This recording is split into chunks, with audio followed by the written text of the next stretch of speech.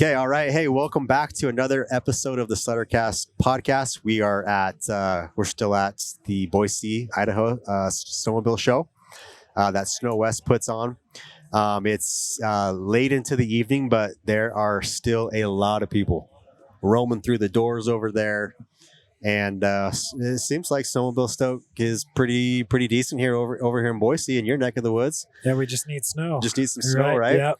So I've got Bridger, and I probably should have figured this out, but I don't think I know how to properly pronounce your last name, so I'm going to give it a shot. Take your best guess. LaBau. Close. No? Yeah, it's LaBau. I never would. That would not have been a 3 or a 4. It would not have been one of my options. Yeah, most people don't. Most people say LaBau. LaBau. Yeah. So LaBau, LaBau. LaBau. Yeah. LaBau. Okay, I think we just cleared that up for a lot of people out there. For all my, if we ended the podcast right now, it'd be a success, right? Give the people what they want. That's what they want to know. They wanted to know how to say that dude's last name. Yeah. Cool. So we brought Bridger on, and we kind of like to theme our episodes. Like, what's the value drop that we're going to get out of the episode? When I was, we were putting this together, I kind of kept coming back to backcountry style. Sure. I feel like in a lot of the stuff that you're doing, they just look sexy. Like there's just like style points there. And I know a lot of times, I mean, you do post, the non-hits, Sure. stuff that your failed attempts too. Yeah. But we do see a lot of like a lot of the clean stuff. Yeah. That you do. So we're gonna spend some time into that. What'll be cool about this episode is we're gonna do some play-by-play of going through some of your videos and just trying to pick your brain, like, what were you thinking here? And hopefully that kind of helps, some of us who are trying to enhance our skill sets and what we're capable of in the backcountry, and kind of give us a different perspective or mindset on how you could set some of these things up. So yeah. So we're going to get into that before we jump right in. Once again, thanks for watching Sledder Cast podcast. We're on all the audios, all the videos. Make sure you're subscribed on YouTube. You can just find us. It's actually on our DV and Ink channel. And we obviously post the full video, but we cut up all of the videos into bite-sized segments for you to make it easy to get to that 1 or 2 section of each episode that you really want to watch. And so we make it easy to get to those sections. So without further ado, let's jump in. So Bridger LaBau. Yep. Give us like a quick background. Like, what are you doing? What do you do? What's your occupation? What do you do that allows you to snowmobile in the wintertime? So a little bit about me. I am 24 years old. I'll turn 25 end of January. I work as a RN. So I work in a hospital, in a small rural hospital, is what I do in the emergency department. And that's kind of what I do to be able to fund. I say fund because I really don't make enough money. Nobody makes enough money to snowmobile. From snowmobiling. Yep. Nobody. Pretty tough to figure that one out. It's pretty tough to figure that out, but that's what I do. That's my job. I normally work a 3-12 schedule. So I work 3 days, 12-hour days, and then I have 4 days off. And that's why I get a ride and hunt. And that's the secret to my success, I should say. Yeah. So that's what I do. And I just like to have a good time. Yeah. Yeah. Cool. If you follow Bridger on socials, especially during like that late August, September, mid-October time frame, we're typically not seeing you on snowmobiles, obviously, because of the time of year. But you do spend a lot of time out in the old elk and deer woods. Sure. So, how many are we counting days? Like, how many days do you typically? Does it depend on the year, or are you like, I'm like when it's archery season? If there's 30 days. In Idaho, I'm spending 25 of those out, like, sure. I know you have your work schedule, but Yeah, so this year was pretty unique. I guess our hunting season started middle of August Okay. for archery pronghorn. Yep. And that is brutal. You think elk hunting is tough? You should try shooting an Because antelope. they just stay out in the open fields, right? Yeah, How you they're getting in close? they're in the flatlands, in the farmers' fields, or in the really really short sagebrush. And you can do the spot and stock thing, or you can sit in a blind. So that was a unique challenge. I've never done that before. Ultimately, I was successful. I shot a pretty nice buck. That was just the opportunity that presented itself, and I got lucky. What does a pronghorn taste like? Have you tasted it yet? We've only, I've heard mixed things about sagebrushy meat. Like, I don't know if it's true, but yeah, no, I think it's really good. I mean, it's kind of like when you eat like a mule deer. Yeah. They're normally living in the sagebrush, so they don't taste very good. Antelope, at least the ones we were hunting, are in the farmers' fields. Okay, so they're getting the good stuff. Getting the good stuff. Yeah, they're getting the good stuff. They're not feeding off of sagebrush. No, Okay. no, not Pick these and ones. choose your antelopes wisely. Yeah, then. yeah, exactly.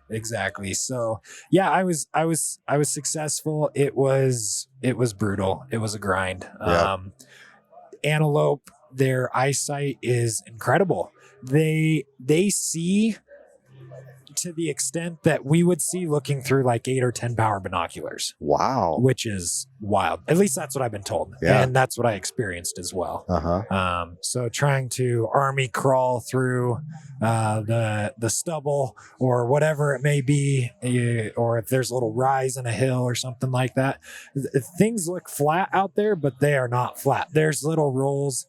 And that's super helpful to try and sneak in on one. So we spent antelope hunting, Brooke and I think we spent probably 6 or 7 days out total in August. And then once September hits, or that August 30th through September 30th, then it's elk. Antelope's done. I'm 100% full send on the old elk, on the old wapiti out there. Yeah, exactly. So elk season was really fun. I did shoot a cow this year, which is pretty cool. We shot I shot it at it was about 40 yards. And we just sat a water hole. Yeah. That's what we did that early season, late August, early September, when they're not really fired up yet. Yep. We sat a water hole, and ultimately we were successful. Yeah. Or I was successful. And so for those who don't know, in Idaho, in archery, you can hunt pretty much almost any species, male or female. Yep. Right. And so with your archery tag, you just a general tag, you can go out. Yeah, male or female. Yeah, male or female on this hunt. And I this is actually my first elk I've ever shot with a bow. I've always hunted with a rifle as a kid, but the last couple of years I've been getting into the archery thing, and I'm starting to figure it out. So yeah, I shot the first thing that came in. I got antsy, and I was shaking, and yeah, great meat. I mean, it's hard to go wrong when you shoot an elk. Yeah. So I shot that one, and Brooke didn't have a tag yet for that unit that we were in. My dad did. He didn't come out with us early September, so he didn't get to participate in that.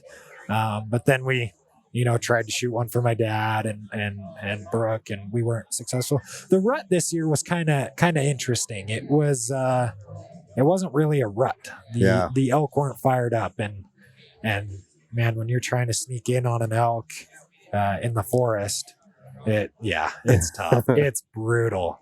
And we were talking about in actually a previous episode.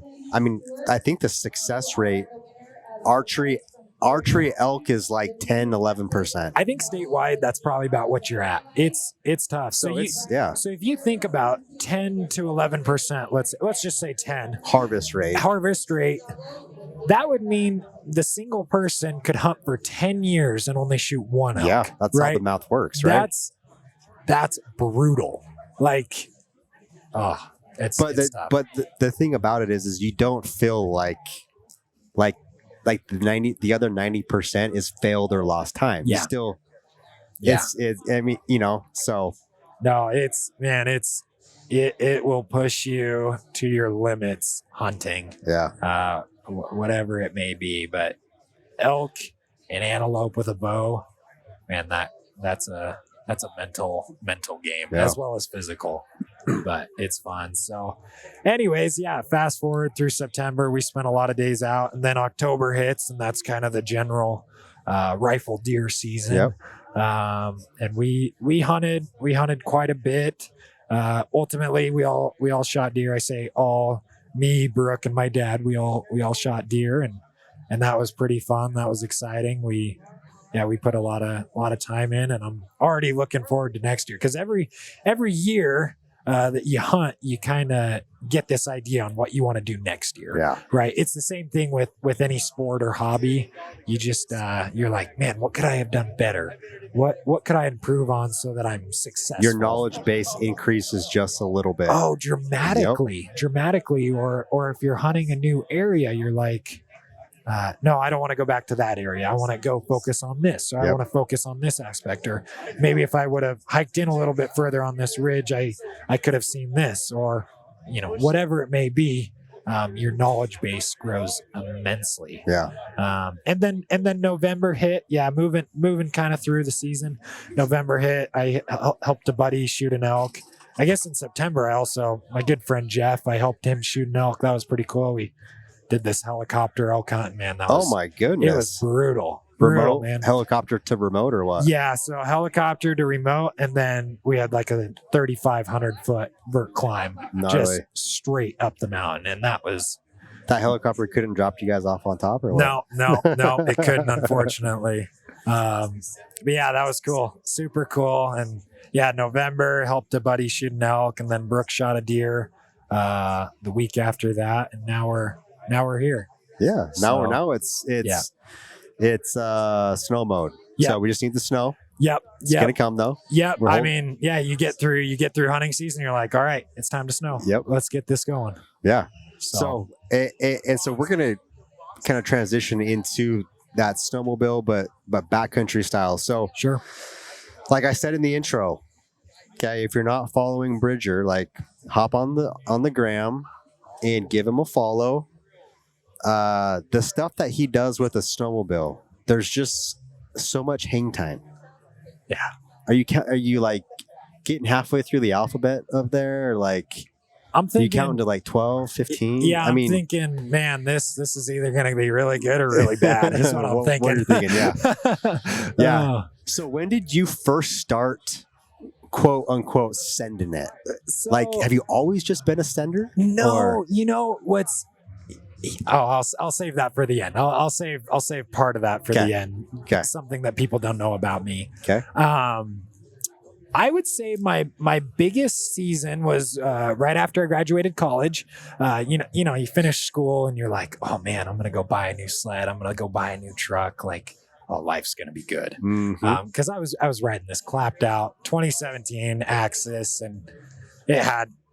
By the time I sold it, it had like 5,500 miles on it, and it's just hammered. Mm-hmm. So I went out and I bought a low mile used sled, a 155 3-inch 800 Axis. I was a 2018, and that was kind of my pivotal moment. Like I always grew up watching the Thunderstruck videos and the Chris Brandt videos, and I was like, man, I just love snowmobiling. I love everything about it. I'm so passionate about this, but I don't have the sled or the time yet to get to my full potential. Yeah.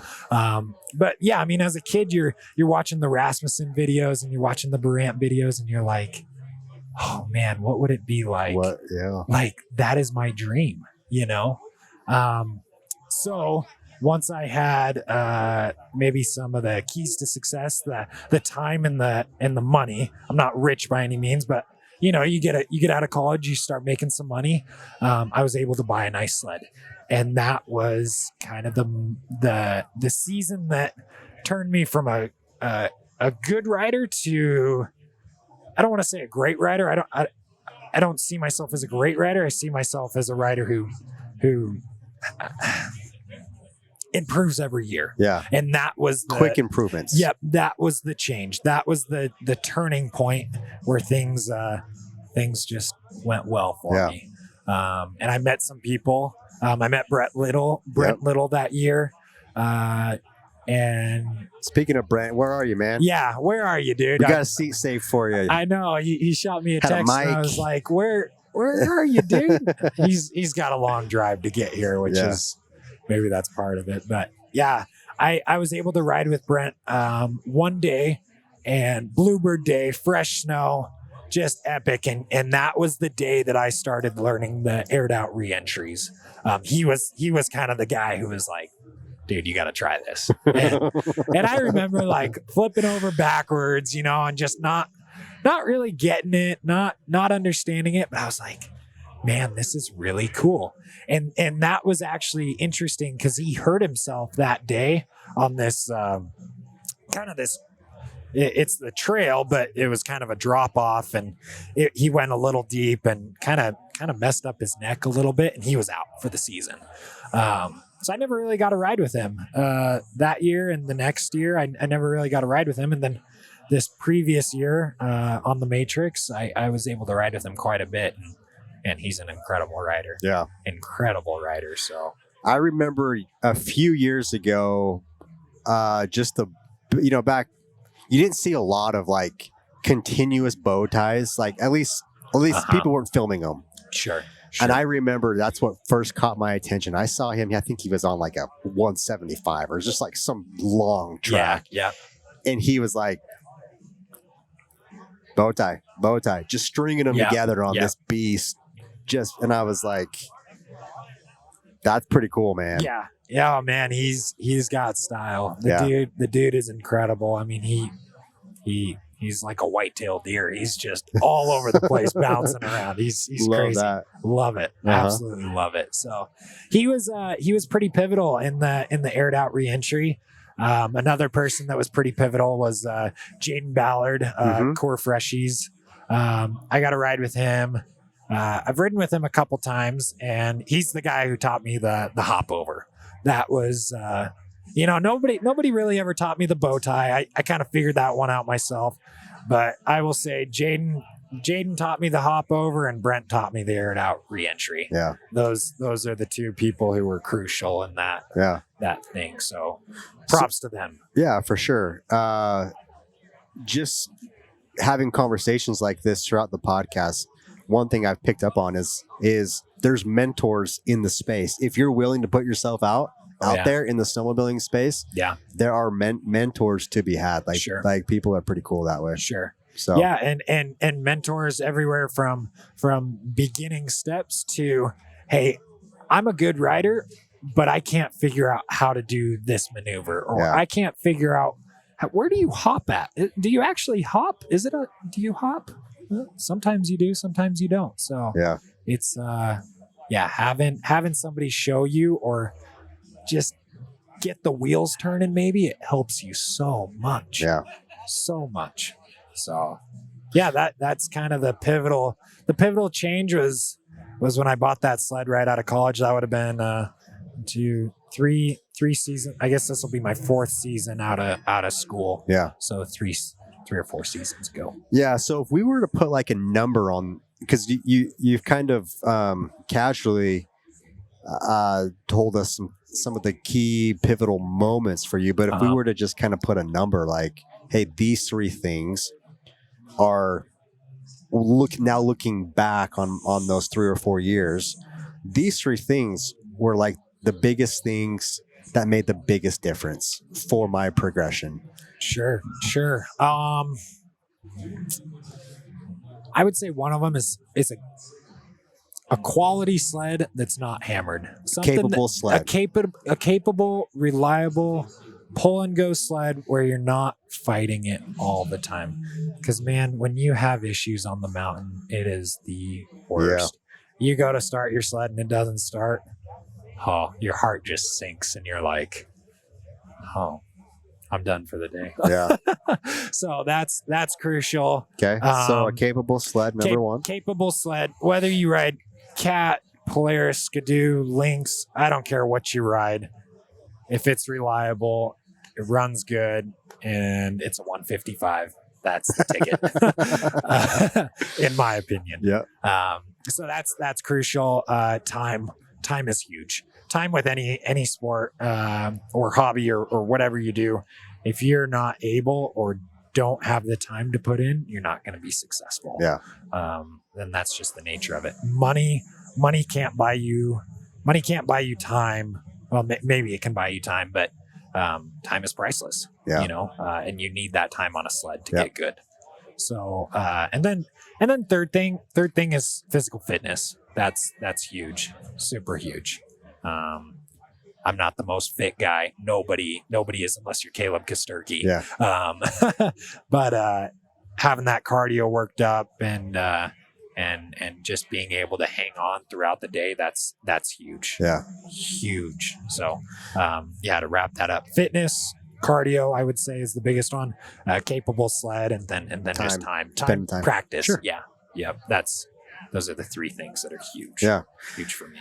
So, how's your service? Do you have good service here on your phone? Yeah. So we're gonna dive into. Bridger's gonna pull this video up on his socials. If you haven't seen it, we'll splice it over the video here, overlay it. So you want to start with the cliff? Yes, that one right there. So I'll give you my perspective. The first time I saw it, we don't know. We don't know. All we see is what's in the frame. Yeah. So what I saw in the frame was a wacky dude doing some wacky stuff. Okay. Yeah.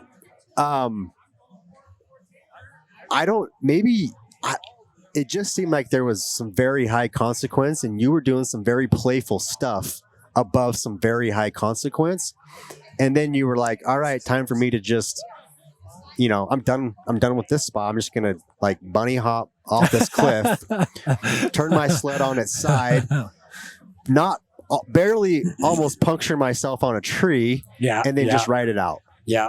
So let's pull that video up and give me let's walk through this. So let's restart the video here. Yeah, give us some perspective here. Are we screen recording? Oh yeah. Let me see if we can record this. Screen record that, so as we talk, we can have it recording for us.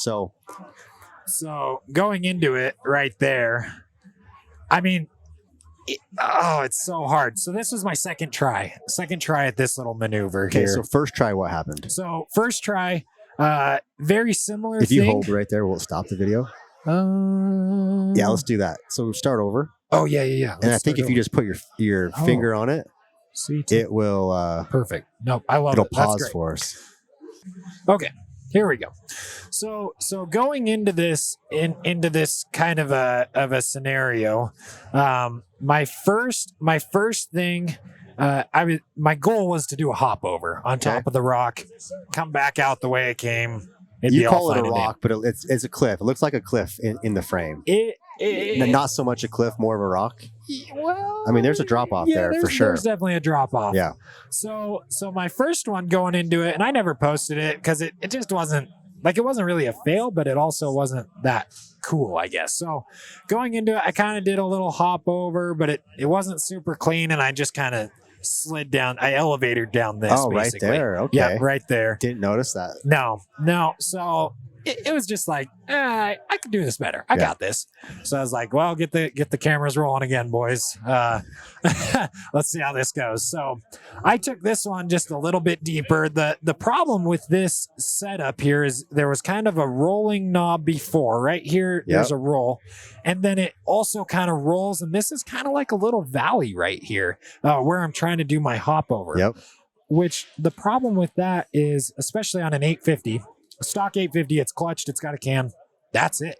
And some shocks and other things, but it's a stock sled. You cannot build enough speed on this with the snow conditions to keep your momentum through the rolling knobs. Yep.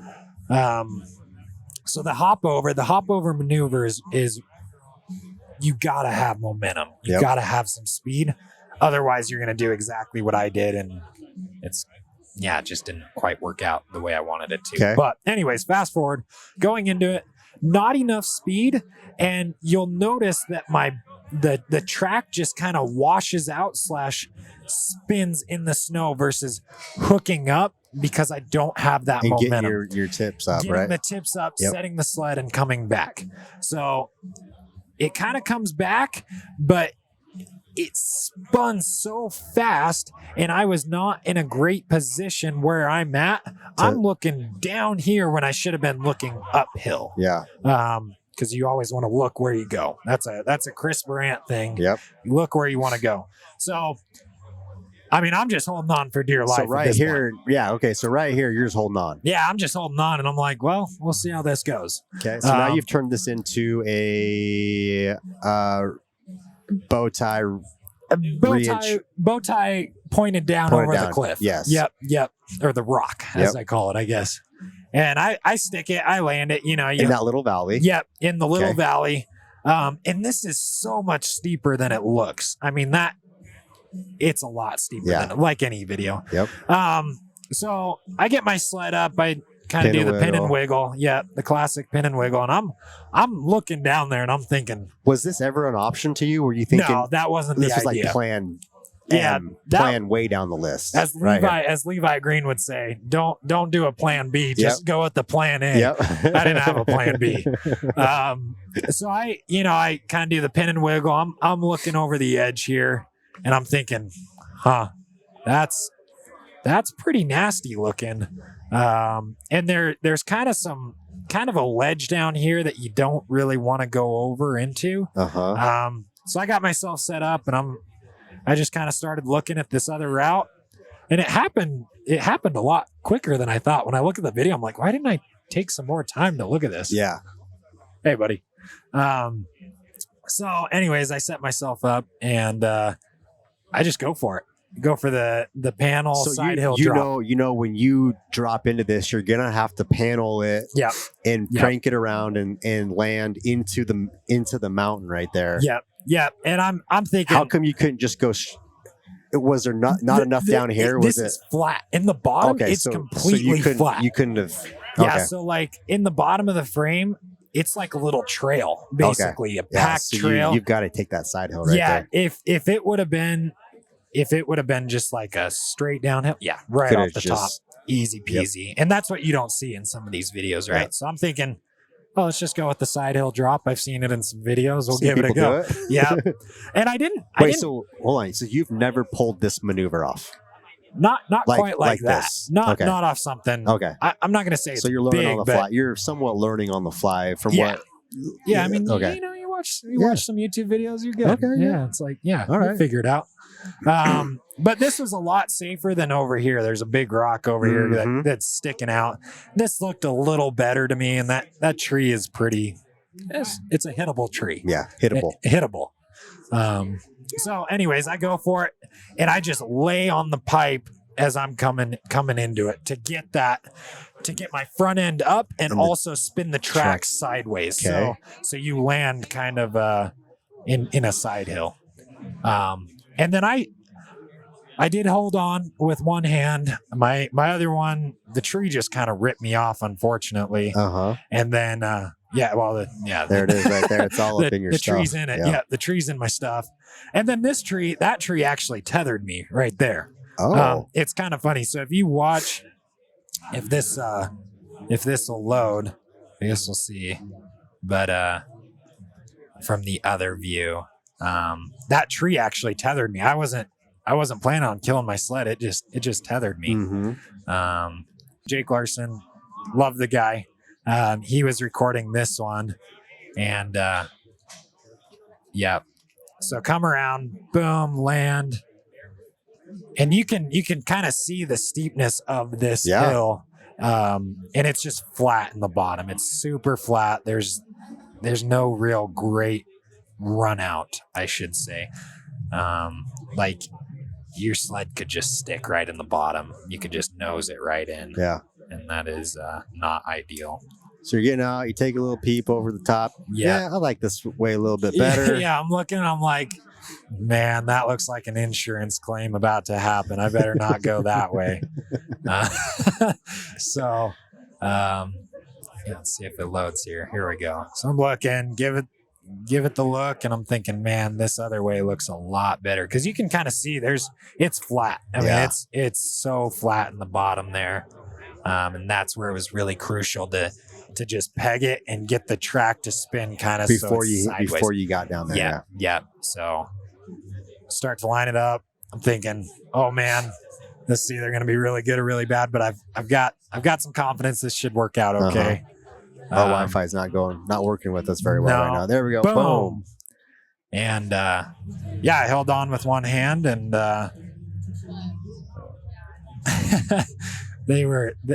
Brent and Jake said that this was the craziest thing they've ever seen. Oh yeah, we can hear their commentary. I think it's Brent, right, on Brent's video. Yeah. He's like, what in the heck? I don't remember what he said, but he was like, I don't know how you just boom right there, tethered. Yeah, tethered right there, and I was like, what the heck? So that was a pretty cool one. That's cool. Yep.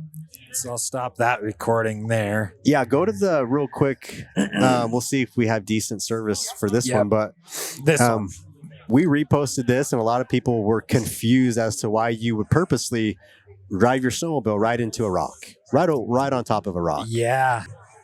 Okay. So something about this hit. This was probably my 6th or 7th try at this. Okay. And that's what kind of put me into the situation of launching off the rock into the rocks. And it was one of those times that I let myself I pushed it too far, I would say.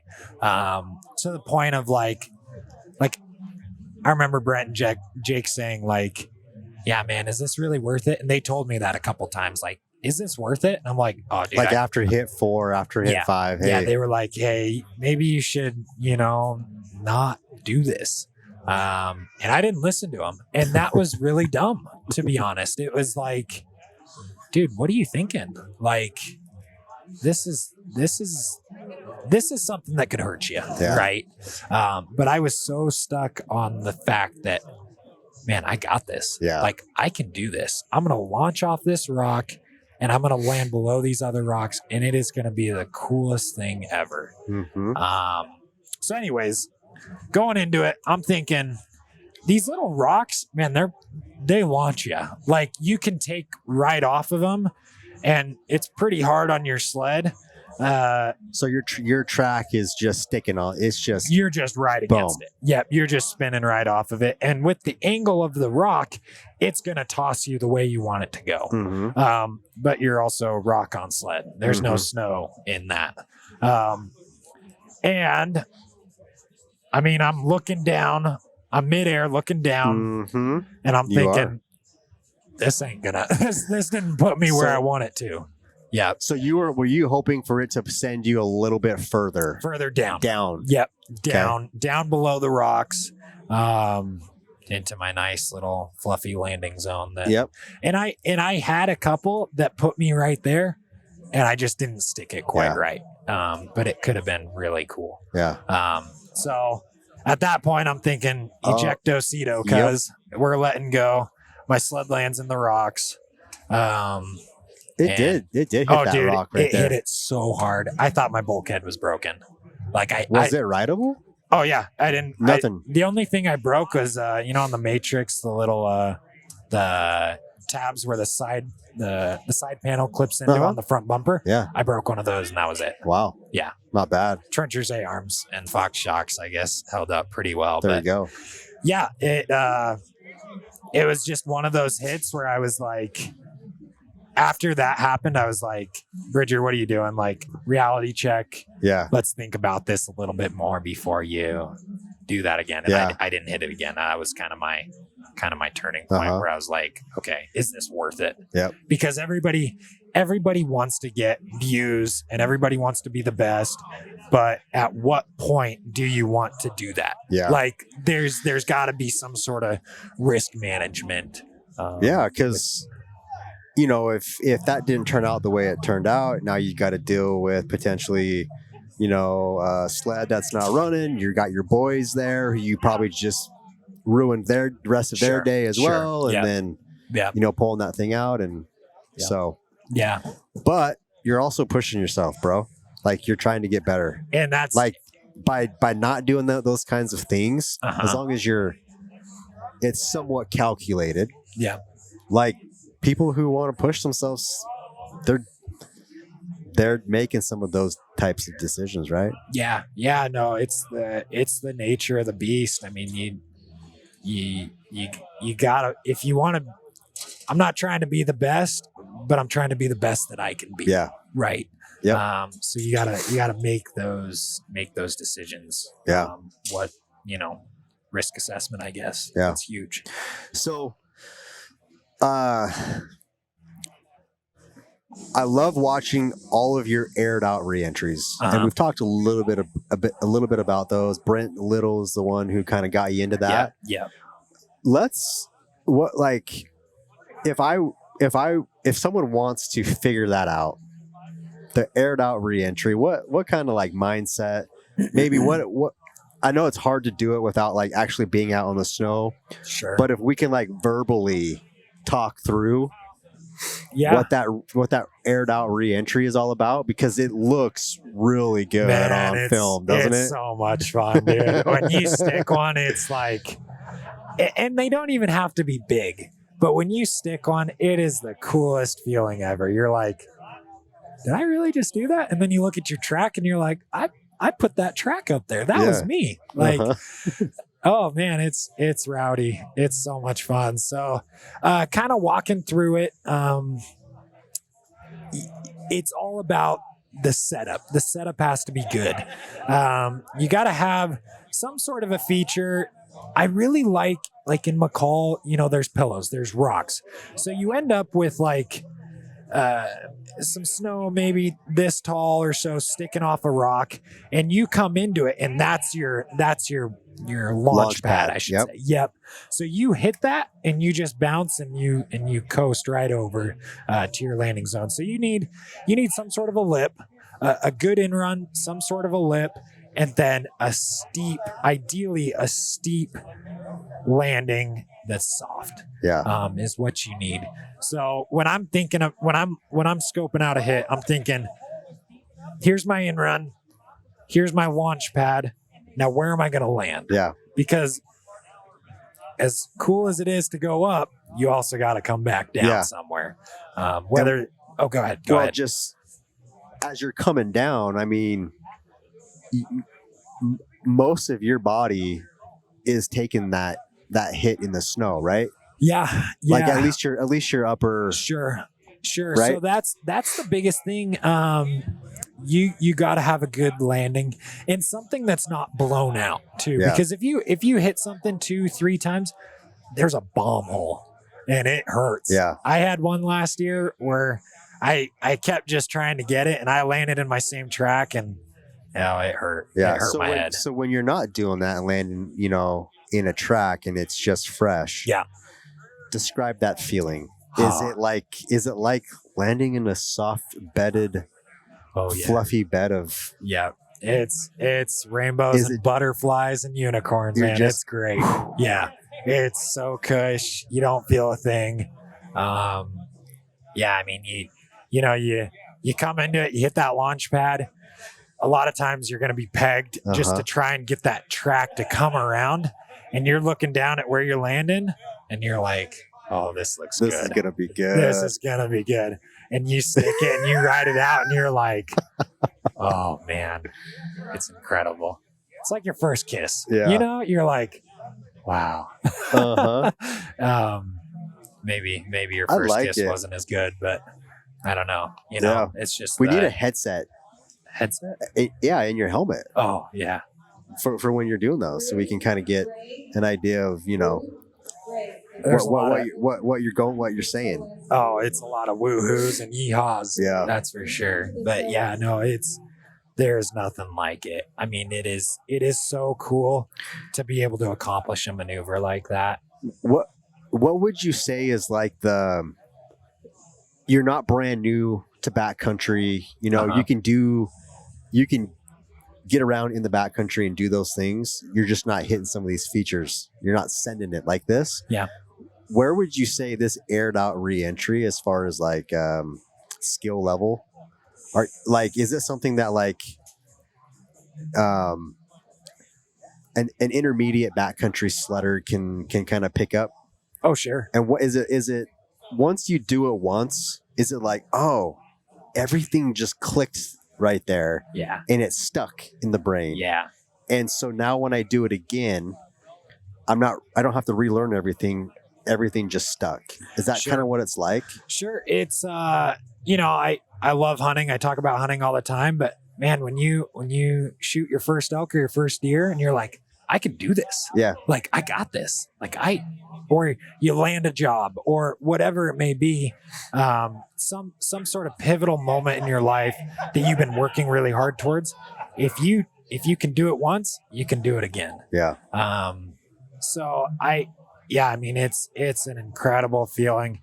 I think the biggest thing, and something that Brent taught me, and I never even thought about it, but when you're sitting on your sled and you're in the air, you want to really clamp with your legs, clamp against the gas tank in your seat, and really just tuck yourself into the sled, and that's going to allow you to hold on versus like kind of bailing off early, getting flaily up there. Yep. So no, intermediate rider can learn it. It's the right setup, and maybe that's part of it, is learning what is a good setup and what's not, like what's safe and what's dangerous, what's going to work and what's not, because you don't want to go straight up and have it just can block you, essentially. That's nobody wants that to happen to them. So just knowing the right setup, I think, is crucial. But I think anybody can learn it. Yeah. Cool. Yeah. Okay. What are you most excited about the future of snowmobiling? If we were to think, 5 years, like what kind of gets you excited? You personally? Oh man. What gets me excited? Everything about snowmobiles gets me excited. What are you talking about? It's like giving candy to a kid. Man, just gets you excited. I think, I think we're kind of at a moment in history where sleds are getting pretty dang good. Yeah. Right? I mean, like how are they going to get better? You got turbos, you got short tunnels. What more do you need? Yeah. Well, I was shout out to Sled Stand Podcast. We listened to that on the way over here. Fire nice. and Ice episode. Yeah. And they kind of talked about this too. And they kind of like migrated to, well, I think the obvious thing is lighter. Yeah. And shorter. Yeah. Lighter and shorter. Lighter and shorter, more capable. I mean, they have a 3 1/4 inch track now. That's nuts. Yeah. It's nuts. I think I'm excited for electric. I think that's going to be cool. I know a lot of people are against electric, but man, the instant power could be really cool. It's inevitable. It's going to be like, they're going to figure out batteries and cold and I mean, it'll all get figured out. Right. But I also am excited for the quiet, like to have an electric sled and just be buzzing around in the mountains, and you can hear your buddies screaming and yelling and hollering. Like, that's going to be cool. Yeah. I'm stoked for that. I actually that perspective has not come across my mind. Yeah. Like, because a lot of people, that's a negative. They want to hear, the sound and the engine, but you will hear your butt. Oh yeah. Dude, right? Yeah. Oh, jeez. I you can't just be even having a conversation almost. Hey, guys. Try to keep up. Yeah. No, it's, I'm excited for that. I think it may take 20 years before it's refined, which is fine. But I'm excited for that. Yeah. I think that's going to be super cool, super unique. And as time goes on, factory sleds are already really good out of the box, and they are only going to get better. Yep. I don't know what else they can do better besides, but that's lighter, their jobs, smaller. right? Yeah. Someone, there's smart people out there figuring that one out, right? Yep. Smart people taking my money, so I'm pretty excited. It'll be cool. Yeah. What are a couple of things that you're excited to refine? Maneuver, tricksies, like things that you're going to add to your tool belt or refine this season?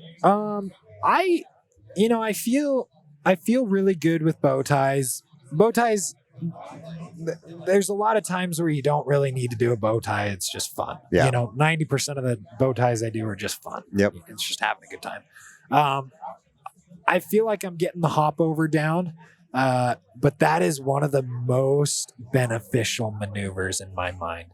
The hop over can take you from a really bad situation and put you into a good situation. If you have that confidence to say, hey, I just want to flip the sled around real quick, it's all good. Yeah.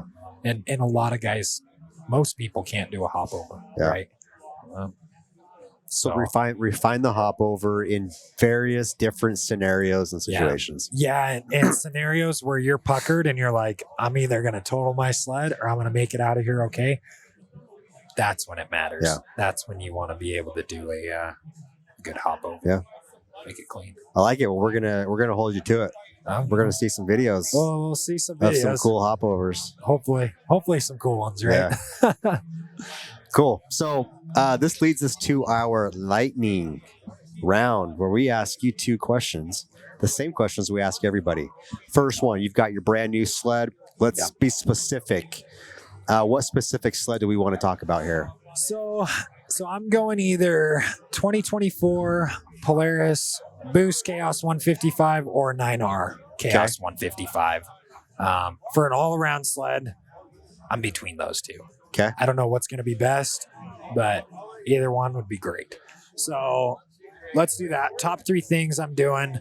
I'm putting a can with a cooker on it, or a can and adding a cooker. Okay. I love the cooker, man. Once you have a couple hot meals, It's so good. breakfast burritos, hot pockets are fantastic. Yeah. It doesn't matter what you put in there. It's going to be good. Some little smokies. Oof. Oh yeah. Yeah, that's good. So that's, I'm not going to rank them 1, 2, 3, but that's in my top 3. These are the 3. Yep. Magnetic tether. I love my magnetic tether. Yeah. That's just like an everyday thing. Yep. And then, thinking about it, I really like my grips on my sled. Yeah. So I run That's a new one. Yep. I run the stock Polaris Pro Taper low bars. But I have the ODI Ruffian grips. Really? And they're life-changing. Okay. So it's a little bit thicker of a grip. And it's grippier, I guess. Yeah, I love it. Like, I was turned on to those a while ago from Derek Post, and I was actually at the snow show here quite a few years ago, probably 5 or 6 years ago, and I was like, man, I really like these. Running them ever since. Nice. Yeah, they don't sponsor me. I don't get a deal through them. My magnetic tether, I don't get a deal through them. What are these guys thinking? What the heck? I don't know. I guess I need to hit them up. Say, hey, what's the deal? What's the deal, guys? What's the deal? I love this product. So yeah, I think top 3 things. I really like my grips. I really like the magnetic tether just from everyday use. Those are things, and the cooker. Yeah. That's huge for me. I mean, you can talk about suspension and clutching and all that other stuff, but everyday use, that's what I'm going with. Love it. 100%. Okay. Final question. What is one thing most of us, maybe all of us that are listening, watching, don't know about you? Fear of heights. Fear of heights. Man, if you look at my Instagram, Yeah, I don't jump. Like I don't do big jumps. I hate heights. You're talking like I'm gonna go to the edge of like a big drop, a big cliff or something, and take that. Yeah. Drop down. Or like building booters and stuff. Yep. Man, I don't know what it is. I hate heights. Did you have you seen the latest Muskoka Freerider video he posted with Kosterky and the boys down in Utah? Yeah, that was rowdy. And they built that in run back into the mountain. And then he hit that. That's something. Are you saying that's a fear of height thing right there? That I just, maybe it's not even like a fear of heights. Maybe it's just the fear of falling or what could happen. Yeah. Maybe that's what it is. Yeah. But yeah, I mean, you look at a lot of Instagram people and jumping is their thing. Yeah. We're going to build a booter and we're going to huck like 150 foot jump. that's not Yeah. what I do. I would love to do it. I would love to feel comfortable with it. I have the setup to do it. I don't know what it is. Yeah. It's just not my thing. Well, you're still killing it with the backcountry styles though. So Trying to do your best. Yeah. So, Bridger, appreciate your time. Yeah, buddy. You could be doing a lot of other things tonight. It's a Friday night. But where can people go to follow you? Instagram, Facebook, TikTok. So you're on basically all the socials. Yeah, all of them. I think I use, I haven't even been on my TikTok in like a few months. Yeah, so you're more heavily. If I'm going to go one place, I'm going to go to Instagram and follow you. Instagram, and it should cross from Instagram to Facebook, but it's just at Bridger LaBau. I have a unique name. There's no underscores, no periods, nothing like that. I should be looking forward to some sled content coming soon. Hunting season's over, so I need to start posting some sled stuff. Yeah. All we just need is some snow. Okay. Yeah. Well, if you get a bunch over here, just push it eastward over to our side of the state. Yeah. Yep. We would appreciate that. Perfect. I can do that. I can dance. Okay. I do my snow dance. Awesome. So okay. All right, Bridger. Thanks guys for tuning in.